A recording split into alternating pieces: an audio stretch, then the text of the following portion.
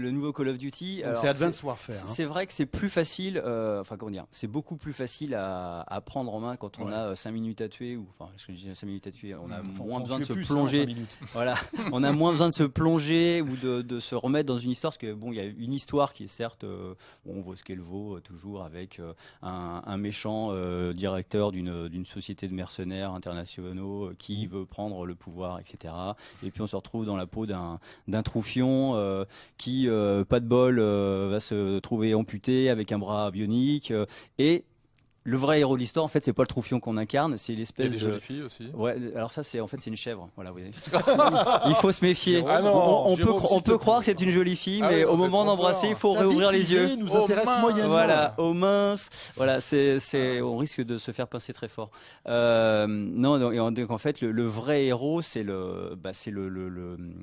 l'armature. Le mot m'échappe, pas le scaphandre, l'exosquelette. L'exosquelette, qui est le vrai héros de l'histoire, qui permet des prouesses folles qu'on voit dans ça. C'est marrant parce qu'ils ont c'est un live trailer en fait. C'est-à-dire ils sont amusés, ils le font de plus en plus dans l'industrie du jeu vidéo. On tourne avec des vrais acteurs sur fond vert a priori, sous Parasiteville.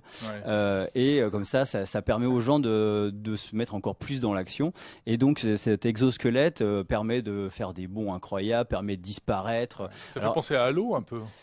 Ça fait penser à beaucoup de choses. Hein. L'exosquelette, on en retrouve dans Crysis, on en retrouve dans beaucoup de jeux. Le côté, grâce à un équipement high-tech, je deviens un surhomme.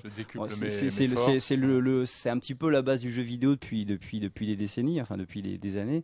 Et effectivement, sur ce jeu qui est aussi le premier Call of Duty de la nouvelle génération de consoles, donc avec de plus jolis graphismes, etc., on en prend un peu plein les yeux avec une histoire très intense. Une fois encore, c'est le multijoueur qui fait toute la saveur du jeu, voilà. Et on peut dire, si on veut schématiser, avec que la campagne de jeu en plus, je crois. Il y a quelques nouveaux modes de jeu, et puis c'est surtout dans le multijoueur que l'exosquelette prend tout son sens, parce qu'on se retrouve finalement assez limité dans l'histoire, qui dure à peu près 10-11 heures. Et le cadre, c'est quoi, le contexte cette fois? Moi j'aimais bien les précédents, il y avait un côté, il y en a eu un au Proche-Orient, il y en avait un... il y avait un côté narratif qui se... Là on voit du pays, hein. On s'assied, on n'a pas besoin de passeport, on voit du pays. Puis c'est dans un c'est un futur, oui, un peu futuriste. Voilà, c'est comme le montrent les armements, quoi. Mais une des grosses sorties annuelles, c'est le Call of annuel. Très bien. Mais il le faut. Xbox One, PC, et puis si vous voulez vraiment avoir le meilleur, c'est sur ces consoles-là qu'il faut jouer. Voilà, on peut dire que c'est le premier, c'est l'an 1 en fait des consoles next-gen pour tous ces jeux-là. Qui ont été véritablement, comme tu disais tout à l'heure, conçus pour la Xbox One et la PlayStation 4. Sur un cycle de 3 ans, ce qui est une première pour un Call of Duty, précisons-le.